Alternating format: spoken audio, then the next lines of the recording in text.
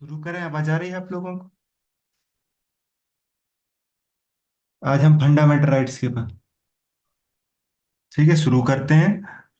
आपको ये यहाँ पे दिख रहे हैं फंडामेंटल राइट्स 6 हैं। देखो, हम पूरी कोशिश करेंगे इसमें कि जो आप पढ़ चुके हैं वो आपको याद है, हम उस पर चर्चा ना करें। जो इम्पोर्टेंट जो चीजें हैं ना, फंडामेंटल राइट के बेसिक्स क्या हैं जिन्हें हमें जानना जरूरी है, उन पे हम चर्चा करेंगे। है ना? जो आर्टिकल्स हैं वो आप लोगों को याद है, हम उनकी चर्चा तो समय के साथ कर ही लेंगे। लेकिन अभी हम चर्चा करेंगे इंपॉर्टेंट उनके जो फीचर्स हैं। हम 10-15 बातें करेंगे जो आपको बहुत अच्छे से जानना जरूरी है और आपको बहुत ज्यादा काम में आएंगी। वो उन्हीं की चर्चा हम इसमें करेंगे।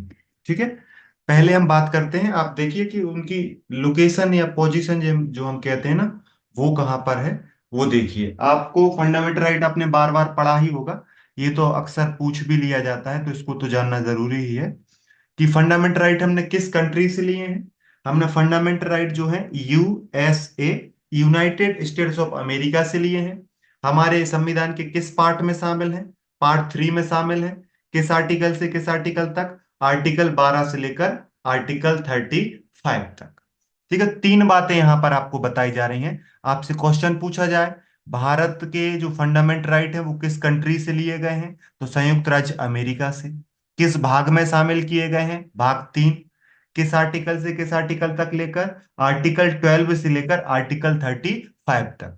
ठीक है, फिर दूसरा इंपॉर्टेंट पॉइंट है कि ये जो इंपॉर्टेंट है, इस वाले भाग को समझें कि भारत के संविधान को भाग 3 को भारत का मैग्ना कार्टा कहा जाता है। क्या कहा जाता है? भारत का मैग्ना कार्टा या भारत के संविधान का मैग्ना कार्टा किस पार्ट को कहा जाता है? पार्ट 3 को कहा जाता है। और पार्ट 3 में क्या है? पार्ट 3 में आपको देखने को मिलते हैं फंडामेंटल राइट्स। पार्ट 3 में आपको क्या देखने को मिलते हैं? फंडामेंटल राइट्स आपको यहां पर देखने को मिलते हैं, जिन्हें भारत के संविधान का मैग्ना कार्टा कहा जाता है। अब मैग्ना कार्टा वर्ड को डिफाइन किया गया है, नीचे आप पढ़ें। मैग्ना कार्टा अधिकारों का वह प्रपत्र है जिसे इंग्लैंड के किंग जॉन ने 1215 एडी में 1215 एडी में सामंतों के दबाव में जारी किया गया था।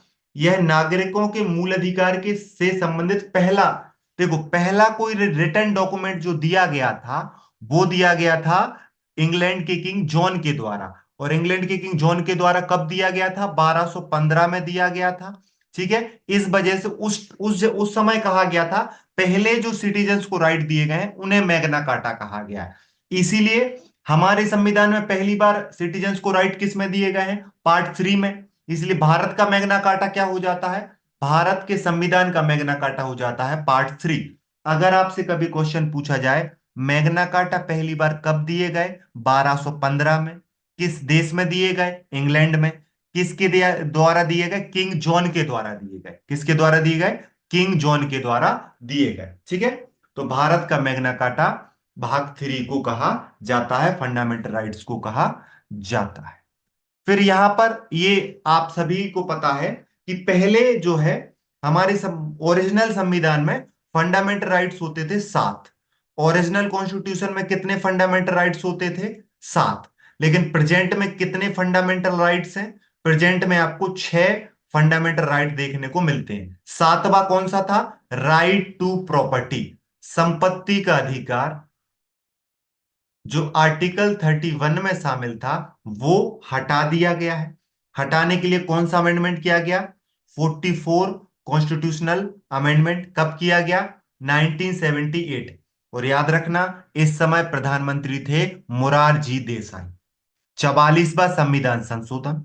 आर्टिकल 31 को क्या कर दिया गया? सस्पेंड कर दिया गया, डिसॉल्व कर दिया गया, या उसका मूल रूप से उसका स्वभाव बदल दिया गया। और उसको भाग 12 में अनुच्छेद 301 के तहत कानूनी अधिकार बना दिया। मतलब कि जो चीज 31 में थी उसको कहां शिफ्ट कर दिया गया? 300 ए में शिफ्ट कर दिया गया। जो पहले फंडामेंटल राइट हुआ करता था उसको क्या बना दिया गया? लीगल राइट बना दिया गया।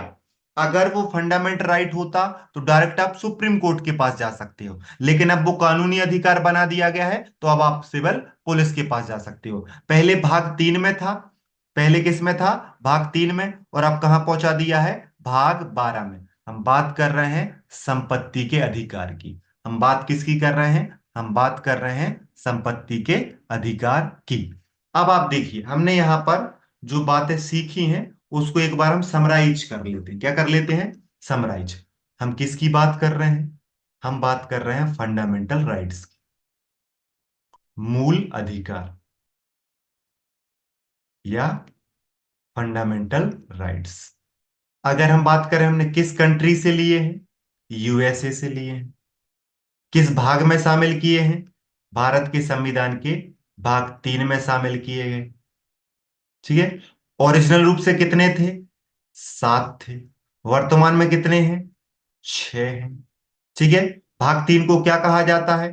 भाग 3 को कहा जाता है भारत का मैग्ना कार्टा, या नागरिकों के लिए भारत का जो मैग्ना कार्टा है, भाग 3 को कहा जाता है भारत का मैग्ना कार्टा। मैग्ना कार्टा पहली बार कहाँ दिया गया था?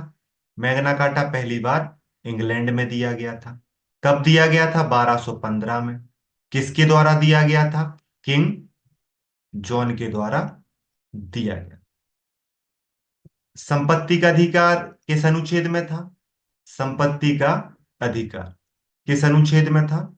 अनुच्छेद था, आर्टिकल 31 में था। अब कहाँ है? आर्टिकल 300 ए में। कब हटाया गया? 1978 में। किस अमेंडमेंट के द्वारा? 44 अमेंडमेंट के द्वारा। पीएम कौन थे? मोरारजी देसाई थे। यही चीज तो हमने पढ़ी है। अभी जस्ट हमने इसी चीज को पढ़ा है। आप एक बार और चाहें तो इसको रिकॉल कर सकते हैं। ठीक है। अब आपको कुछ क्वेश्चंस के जवाब चैट बॉक्स में देने हैं। पहला क्वेश्चन जो आपकी स्क्रीन पर है, मूल अधिकार किस आर्टिकल से लेकर किस आर्टिकल तक? मूल अधिकार के अनुच्छेद बताइए। पहला क्वेश्चन है, मूल अधिकार के आर्टिकल्स कमेंट करके बताना है।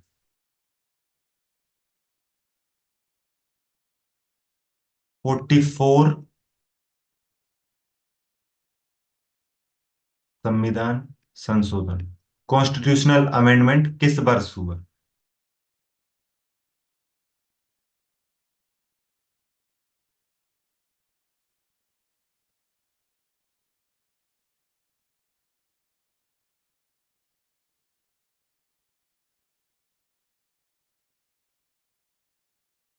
क्वेश्चन नंबर 3 है, पहली बार मैग्ना कार्टे कब दिए गए? पहली बार मैग्ना कार्टा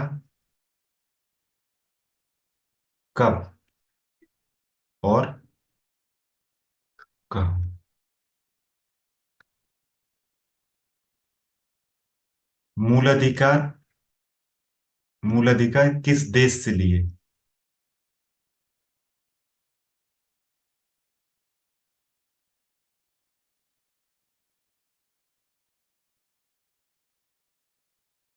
बढ़िया। संजना कमेंट कर रही है, मेघा कमेंट कर रहे हैं, रुचि कमेंट कर रहे हैं। बढ़िया। तो हमारा पहला जवाब क्या हो जाएगा? बिल्कुल बढ़िया जवाब। हमारा पहला जो जवाब होगा, मूल अधिकार के आर्टिकल जो है, आर्टिकल 12 से लेकर 35 तक है। आप सभी लोगों ने बिल्कुल बढ़िया जवाब दिया है। फिर 44 अमेंडमेंट किस वर्ष हुआ? 1978 में हुआ। कब हुआ? 1978। पहली बार मैग्ना कार्टा कब दिए गए? 1215 में दिए गए। कहां पर दिए गए? इंग्लैंड में दिए गए। है ना? कहाँ पे दिए गए? इंग्लैंड में दिए गए। इस बात को आप याद रखेंगे। है ना? और पहली बार मूल अधिकार हमने किस देश से लिए हैं? मूल अधिकार जो है वो हमने यूएसए से लिए हैं। मूल अधिकार हमसे किससे लिए हैं? यूएसए। क्वेश्चन नंबर 5 आपसे है। आपको बताना है कि संपत्ति का अधिकार वर्तमान में किस, संपत्ति का जो अधिकार है वर्तमान में वो किस आर्टिकल में है? संपत्ति का अनुच्छेद वर्तमान में किस आर्टिकल में मेंशन है, ये आपको बताना है। राइट टू प्रॉपर्टी वाला जो अभी अधिकार है वो किस आर्टिकल में मेंशन है वर्तमान में? और साथ में आर्टिकल के साथ भाग भी बताना है, भाग कौन सा है। आर्टिकल भी बताना है और किस भाग में है, किस पार्ट में।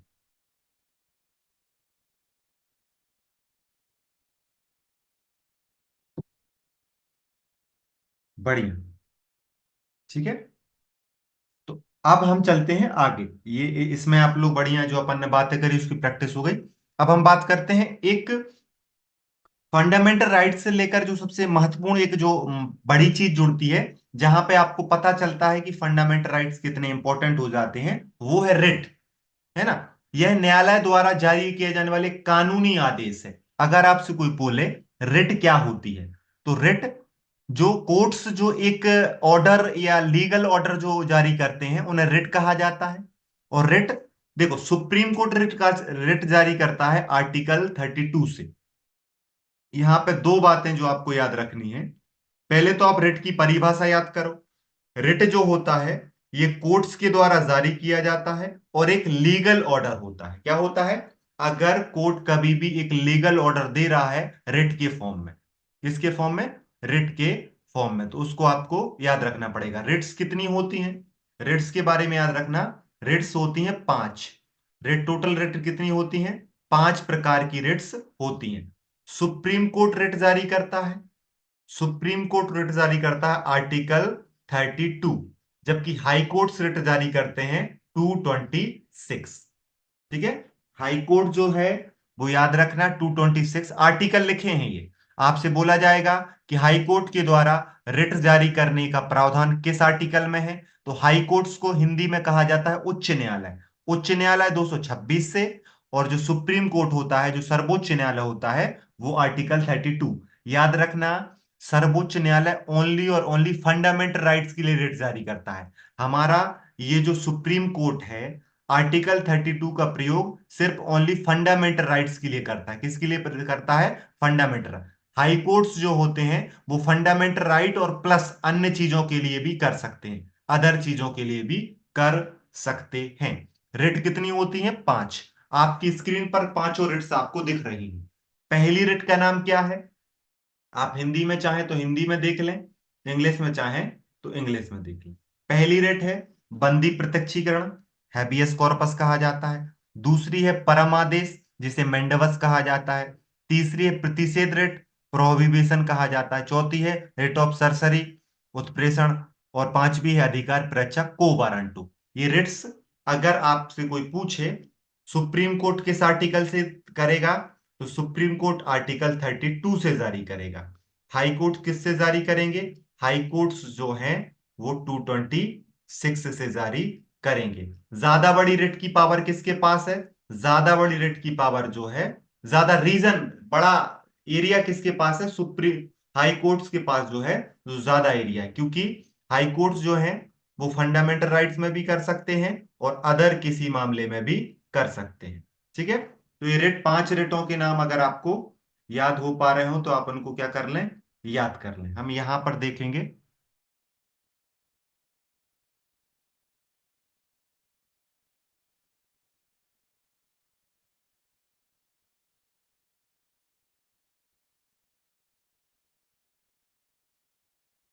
अब यहाँ पे हम ब्लैंक करके लिखने की कोशिश करेंगे कौन कौन सी रेट्स होती हैं। देखो, हमने पांच रेट की बात करी। आप चैट बॉक्स में कमेंट करते जाइए, सुप्रीम कोर्ट जो है वो किस आर्टिकल से रेट जारी करता है, और हाई कोर्ट जो है वो किस आर्टिकल से जारी करता है। और टोटल रेट्स होती कितनी है? टोटल रिट्स होती हैं पांच। और ये कोर्ट्स के द्वारा जो लीगल ऑर्डर दिया जाता है, कोर्ट्स के द्वारा जो लीगल ऑर्डर दिया जाता है उसे रिट्स कहा जाता है। और जैसे देखो, एक रिट होती है जिसे हम कहते हैं हैबियस कॉर्पस। क्या कहते हैं? हैबियस कॉर्पस कहते हैं। हैबियस कॉर्पस जो होती है उसे हिंदी में कहते हैं बंदी प्रत्यक्षीकरण। क्या कह देते हैं? बंदी प्रत्यक्षीकरण। मतलब कि जिसको भी गिरफ्तार किया है, आपको उसको पेश करना पड़ेगा। क्या करना पड़ेगा? पेश करना पड़ेगा। एक होती है परम आदेश, जिसे मेंडमस कहा जाता है। ये क्या होती है? परम आदेश, जिसे मेंडमस कहा जाता है। एक होती है प्रतिषेध, प्रोहिबिट। ये क्या होती है? प्रतिषेध, प्रोहिबिट होती है, परमादेश। ठीक है। और इसके साथ होती है एक उत्प्रेषण। एक क्या होती है? उत्प्रेषण, है ना, जिसे आप सरसरी कह देते हैं। और एक होती है जिसे हम क्या कहते हैं, आखिरी जो बच रही है, कोबारंटो अधिकार परीक्षा। कोबारंटो अधिकार परीक्षा। ठीक है। ये टोटल जो रिट्स हैं, इनके बारे में याद रखना, ये 5 प्रकार की रिट्स होती हैं। अब आप यहां पे देख पा रहे हैं ये पांचों रिट, अगर आपको याद रखना, सुप्रीम कोर्ट जो है आर्टिकल 220, आर्टिकल 32, और हाई कोर्ट जो है 226। अब आपके जो हमारे पास जो फंडामेंटल राइट्स हैं, वो याद रखना, वो सस्पेंड किए जा सकते हैं। फंडामेंटल राइट्स को सस्पेंड किया जा सकता है। फंडामेंटल राइट सस्पेंड कौन कर सकता है? आपको याद रखना है, फंडामेंटल राइट्स जो है वो प्रेसिडेंट सस्पेंड कर सकते हैं। इमरजेंसी सिचुएशन में अगर नेशनल इमरजेंसी लगाई जाती है, तो अधिकारों को सस्पेंड किया जा सकता है प्रेसिडेंट के द्वारा, लेकिन कभी भी आर्टिकल 20 और आर्टिकल 21 सस्पेंड नहीं हो सकते। ये कभी भी सस्पेंड नहीं हो सकते। आर्टिकल 20 और आर्टिकल 21 को कभी भी सस्पेंड नहीं किया जा सकता। इसके अलावा किसको सस्पेंड करना है, किस आर्टिकल को सस्पेंड नहीं करना है, किसको करना है, ये तय राष्ट्रपति करेंगे। इमरजेंसी सिचुएशन में फंडामेंटल राइट्स को सस्पेंड किया जा सकता है, 20 और 21 को कभी सस्पेंड नहीं किया जा सकता। आर्टिकल 20 में है दोष सिद्धि। आर्टिकल कन्वेंशन, कन्वेक्ट किया जाएगा आपको, है ना, गिल्टी माना जाएगा, गिल्टी प्रूव करने वाली जो बात है। दोष सिद्धि 20 में है। और राइट टू लाइफ, जीवन का अधिकार जो है वो 21 में है। इन दोनों को कभी भी सस्पेंड नहीं किया जा सकता। और ये प्रावधान कब किया गया है? ये प्रावधान किया गया है 44 कॉन्स्टिट्यूशनल अमेंडमेंट के द्वारा। कभी भी आर्टिकल 20 और 21 को सस्पेंड नहीं किया जाएगा।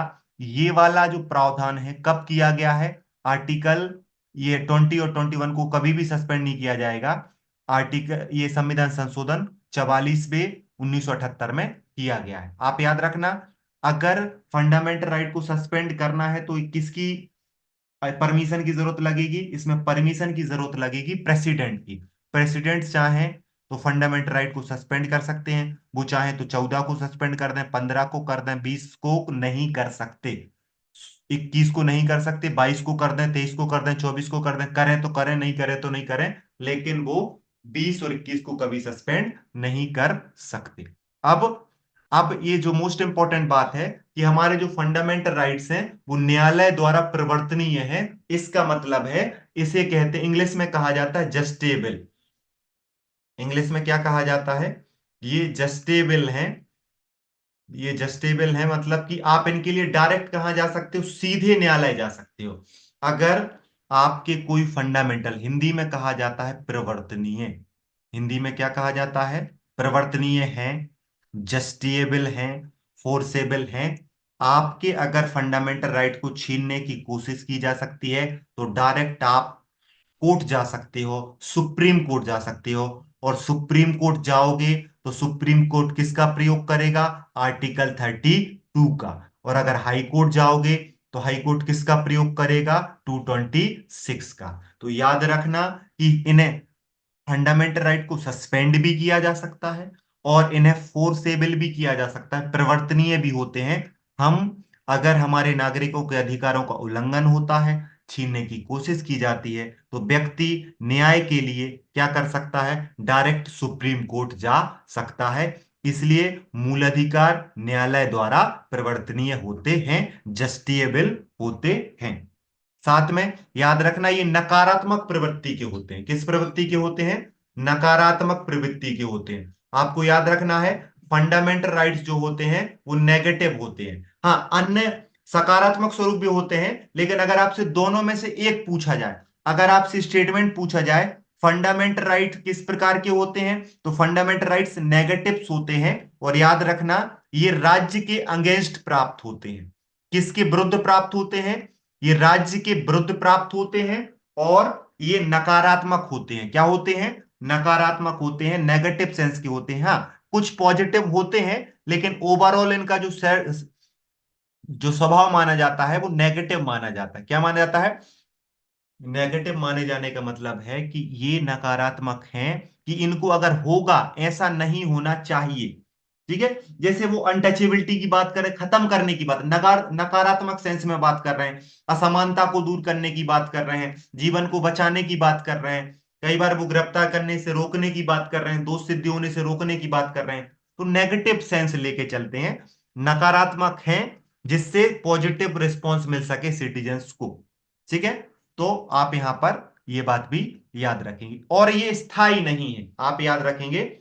फंडामेंटल राइट परमानेंट नहीं होते हैं, इनमें अमेंडमेंट किया भी जा सकता है, लेकिन कंडीशन ये है कि जब इनमें अमेंडमेंट किया जाए तो मूल संरचना, बेसिक स्ट्रक्चर का उल्लंघन नहीं होना चाहिए। बेसिक स्ट्रक्चर का उल्लंघन नहीं होना चाहिए, इसका ध्यान रखना पड़ेगा। ठीक है। आपको यहां पर क्या रखना है, ये बात याद रखनी है कि ये अस्थाई होते हैं। कैसे होते हैं? अस्थाई होते हैं। इन्हें सस्पेंड किया जा सकता है, इन्हें अमेंडमेंट किया जा सकता है, इन्हें संशोधित किया जा सकता है, इनका स्वरूप बदला जा सकता है। ठीक है। जैसा कि आपको अभी बताया कि 20 और 21 में इनको छोड़कर बाकी को सस्पेंड भी किया जा सकता है। अब हमने क्या क्या इंपॉर्टेंट फीचर्स पढ़े, देखिए अभी जो आप समझ रहे थे। सबसे पहले हमने फंडामेंटल राइट्स की बात करी कि ये प्रवर्तनीय होते। क्या होते हैं? प्रवर्तनीय, मतलब जस्टिएबल होते हैं। जस्टिएबल होते मतलब आप डायरेक्ट कहां जा सकते हो? आप सीधे सुप्रीम कोर्ट जा सकते हो और सीधे हाई कोर्ट जा सकते हो। फिर ये स्थायी नहीं होते हैं। ये क्या नहीं होते? स्थायी नहीं होते, क्योंकि इनको क्या किया जा सकता है? निलंबन किया जा सकता है। लेकिन कब किसी किसका निलंबन कभी नहीं होता? 20 और 21 का निलंबन नहीं होता है। और फंडामेंटल राइट्स किस नेचर के होते हैं? फंडामेंटल राइट्स जो होते हैं ये नकारात्मक होते हैं, नेगेटिव होते हैं। कैसे होते हैं? नेगेटिव होते हैं। ठीक है। और ये किसके विरुद्ध प्राप्त होते हैं? ये राज्य के विरुद्ध प्राप्त होते हैं। किसके विरुद्ध प्राप्त होते हैं? राज्य के विरुद्ध प्राप्त होते हैं। तो ये फीचर्स याद रखना है आपको। ठीक है।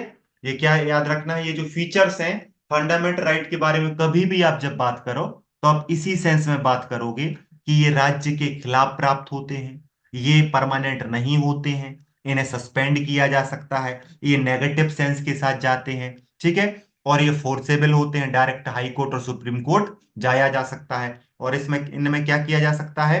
संशोधन किया जा सकता है। क्या किया जा सकता है? मूल अधिकारों में संशोधन हो सकता है, लेकिन किसका ध्यान रखना पड़ेगा? मूल संरचना, बेसिक स्ट्रक्चर का ध्यान रखना पड़ेगा। फंडामेंटल राइट में अगर संशोधन किया जा रहा है तो बेसिक स्ट्रक्चर का ध्यान रखना पड़ेगा। आप सभी को पता है कि संशोधन अभी तक हो चुका है। देखो, पहले संशोधन हुआ है फंडामेंटल राइट में 44, आप सभी को पता है। ठीक है। फिर हुआ था 86 वाला भी, 86 अमेंडमेंट है। इसमें ऐड किया गया था 21A को। इसमें किसको ऐड किया गया था? 21A जो है, उस वाले फंडामेंटल राइट को ऐड किया गया था। तो ये एग्जाम्पल आप दे सकते हो कि अभी तक मूल अधिकारों में अमेंडमेंट हो चुका है, संशोधन हो चुका है। 1978 44वां संविधान संशोधन, 2002 86वां संविधान संशोधन। किसके विरुद्ध प्राप्त होते हैं? किसके अगेंस्ट प्राप्त होते हैं? राज्य के विरुद्ध प्राप्त होते हैं। किस सेंस में होते हैं? नकारात्मक सेंस में होते हैं, प्रवर्तनीय होते हैं। ठीक है। याद रखना, ये फीचर्स हैं, विशेषताएं हैं, कभी आपसे पूछी जाए तो इनके बारे में आप जरूर बताएं। अब हम आगे की बात करें, ये मोस्ट इंपॉर्टेंट है। ये जो आपके सामने 5 आर्टिकल्स आपको दिख रहे हैं, 5 जो फंडामेंटल राइट दिख रहे हैं, ये ओनली इंडियंस को प्राप्त है, ओनली इंडियन सिटीजन्स को प्राप्त है। मूल अधिकार जो केवल नागरिकों को उपलब्ध है, ना कि विदेशियों को। Only Indian citizens, only Indian citizen को जो फंडामेंटल राइट्स प्राप्त हैं वो है आर्टिकल 15, आर्टिकल 16, आर्टिकल 19, आर्टिकल 29 और आर्टिकल 30। ये 5 फंडामेंटल राइट्स हैं जो सिर्फ ओनली और ओनली इंडियंस को प्राप्त है। इसके अलावा जो बचते हैं, जैसे 17 है, 14 है, 20 है, 21 है, 22 है, 23 है, 24 है, 25, 26, 27 है ना, 32 है। ये सब जो बाकी फंडामेंटल राइट हैं वो फॉरेनर्स को भी प्राप्त हैं और वो इंडियंस को भी प्राप्त हैं, लेकिन ओनली इंडियंस को कौन से प्राप्त हैं? पांच। आर्टिकल 15 ओनली इंडियंस, जिसमें धर्म, मूल वंश, जाति, लिंग और जन्म स्थान के आधार पर विभेद नहीं किया जाएगा। लोक नियोजन में अफसर की समानता 16 ओनली इंडियंस को प्राप्त है। फ्रीडम ऑफ स्पीच और एक्सप्रेशन आर्टिकल 19 सिर्फ इंडियंस को प्राप्त है। माइनॉरिटीज की लैंग्वेज, लिपि और कल्चर की जो बात है 29 ओनली इंडियंस को प्राप्त है। 39, 29 और 30 ये भी ओनली इंडियंस को प्राप्त हैं। तो ओनली इंडियंस को कितने प्राप्त हैं? आप सभी को याद होना चाहिए, ओनली इंडियंस को पांच प्राप्त हैं। कितने प्राप्त हैं? पांच। कौन कौन से? 15, 16, 19, 29 और 30, ये ओनली इंडियंस को प्राप्त हैं। अब आपको यहां पे दिख रहे हैं ये फंडामेंटल राइट छह होते हैं। कितने होते हैं? छह। अगर आप इनको ध्यान से देखो तो अगर हम बात करें राइट टू फ्रीडम, देखो यहां से शुरू होगा, राइट टू इक्वलिटी पहला होता है, राइट टू फ्रीडम दूसरा होता है, राइट अगेंस्ट एक्सप्लोटेशन शोषण के विरुद्ध अधिकार तीसरा होता है, राइट टू रिलीजियस फ्रीडम धार्मिक स्वतंत्रता का अधिकार चौथा होता है, right to cultural and educational right संस्कृति और शिक्षा का अधिकार पांचवा होता है, राइट टू कॉन्स्टिट्यूशनल रेमेडीज छठवा होता है। वर्तमान में कितने फंडामेंटल राइट्स हैं? वर्तमान में छह फंडामेंटल राइट्स हैं। अगर हम बात करें राइट टू इक्विलिटी, समानता का अधिकार, तो समानता का जो अधिकार है, पहला हमारा अधिकार कौन सा हो जाता है? राइट टू, आप लोग आर्टिकल कमेंट करके बताते जाएं, राइट टू इक्वलिटी कहां से कहां तक है? समानता का अधिकार, समानता का अधिकार राइट टू इक्वलिटी कहां से शुरू होगा और किस आर्टिकल तक जाएगा? आप बता सकते हैं चैट बॉक्स में। दूसरा, राइट टू फ्रीडम स्वतंत्रता का अधिकार, स्वतंत्रता का अधिकार, राइट टू फ्रीडम की बात हो रही है, ये कहां से कहां तक जाएगा ये भी आपको बताना है।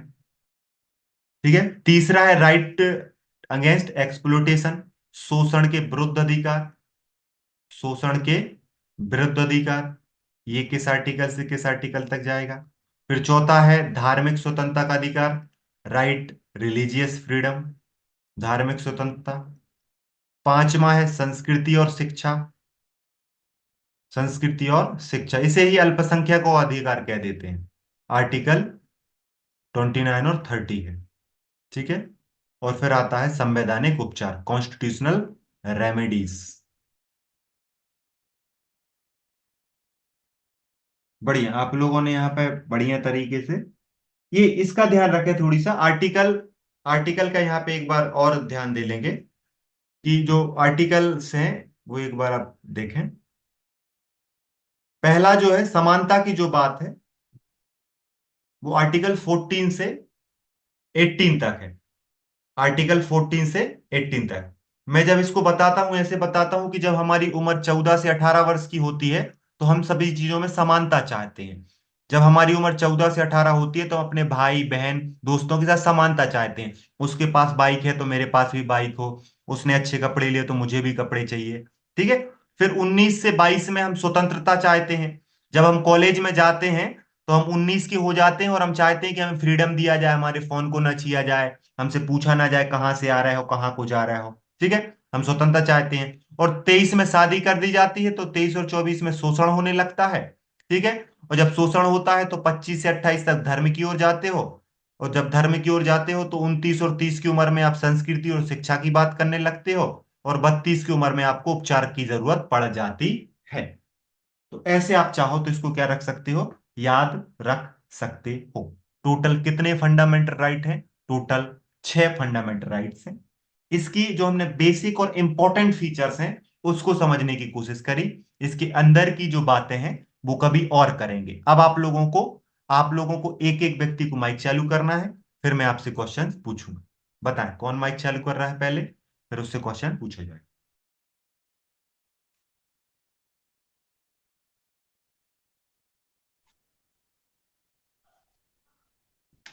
पूछें। हाँ सर। रुचि, आपको पहला क्वेश्चन बताना है, आपको तीन फीचर्स बताने हैं फंडामेंटल राइट्स के जो आपको पता है। सर तीन फीचर्स। हम्म। सर पहला तो ये स्थायी नहीं होते हैं। हम्म। और सेकंड ये राज्य के खिलाफ हमें प्राप्त होते हैं। हम्म। और इनमें संशोधन किया जा सकता है, लेकिन मूल संरचना को ध्यान में रखना होता है। फंडामेंटल राइट्स को मैग्ना कार्टा क्यों कहा जाता सर इसको मैग्ना कार्टा इसलिए कहा जाता है कि मतलब सब इंग्लैंड के जो एक राजा थे, किंग जॉन, है?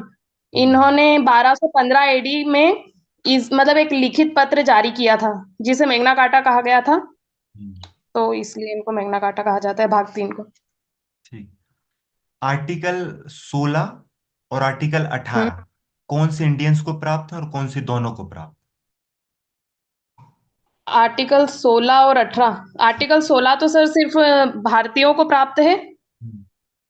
और आपने क्या पूछा, एक 18? हम्म। तो सर ये तो विदेशी नागरिकों को भी प्राप्त है, 18। मतलब दोनों को प्राप्त। हाँ, दोनों को प्राप्त है। ठीक है, ठीक है, अपना माइक बंद कर लीजिए, बढ़िया। आप बोलें दूसरे व्यक्ति। देवियो। एक जल्दी कर लें कोई भी, जैसे मेघा का नाम दिख रहा है ऊपर, तो हाँ मेघा। सर। हाँ, प्रीति बताएंगी। पूछो सर। आपको बताना है फंडामेंटल राइट्स किस पार्ट में है और किस कंट्री से लिए। भाग 3। और किस कंट्री से लिए। और यूएसए।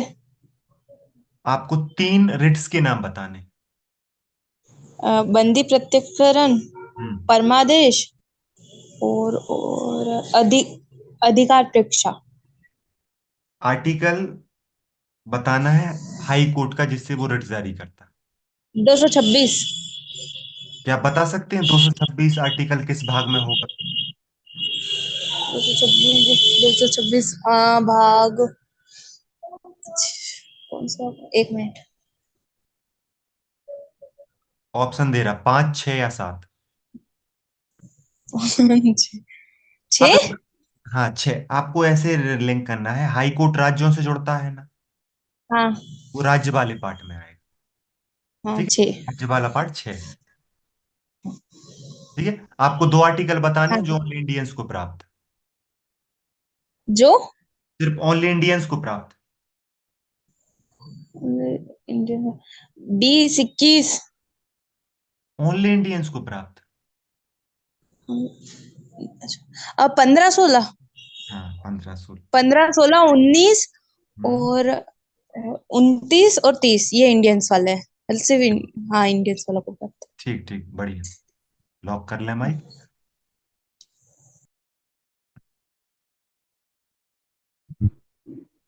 माइक ओपन, हाँ, मेघा ने ओपन किया। मेघा, है। यस। आपको बताना है 3 रेटों के नाम बताने हैं पहले। सर बंदी प्रत्यक्षीकरण, हम्म। परमादेश और उत्प्रेक्षण। फिर आपको बताना है कि सुप्रीम कोर्ट रिट जारी किस आर्टिकल से करता है। 32 के तहत। फिर आपको बताना है कि आर्टिकल 9 मतलब 19 से 22 कौन सा मूल अधिकार है, 19 से 22। सर स्वतंत्रता का अधिकार है ये। और 29 और 30 कौन सा अधिकार है? 29 में है सर संस्कृति का अधिकार, और संवैधानिक अधिकार है 32 में। 29 और 30 में मतलब संस्कृति और शिक्षा का अधिकार। हाँ सर। और समानता का अधिकार किस आर्टिकल में? समानता का अधिकार है सर 19 से, सॉरी, 14 से 18 तक। ठीक है, बढ़िया, लॉक कर लो।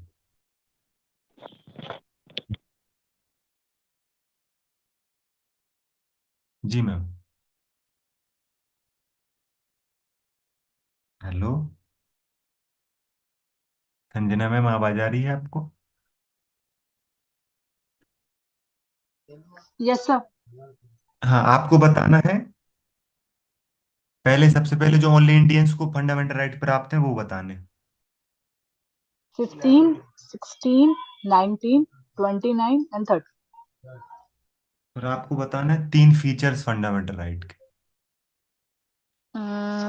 जस्टिसेबल है, स्टेट के अगेंस्ट है, और नॉन परमानेंट है और चेंजेबल है।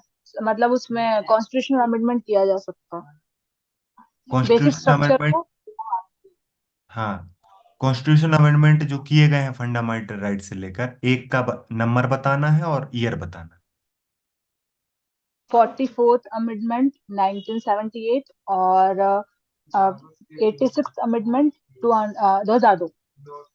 ठीक है, ठीक, बढ़िया। ठीक है, ओके। तो आज इतना ही रखते हैं। कल हम कुछ और चीज के बारे में पढ़ेंगे, ठीक है। उम्मीद करता हूँ कि चीजें ठीक लगी होंगी। मुस्कुराते रहिए और अपना ध्यान रखिए और पढ़ते रहिए।